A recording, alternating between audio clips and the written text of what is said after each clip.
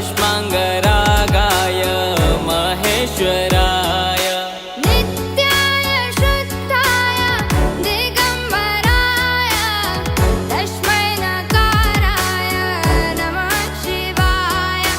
नित्याय शुद्धाय दिगम्बराय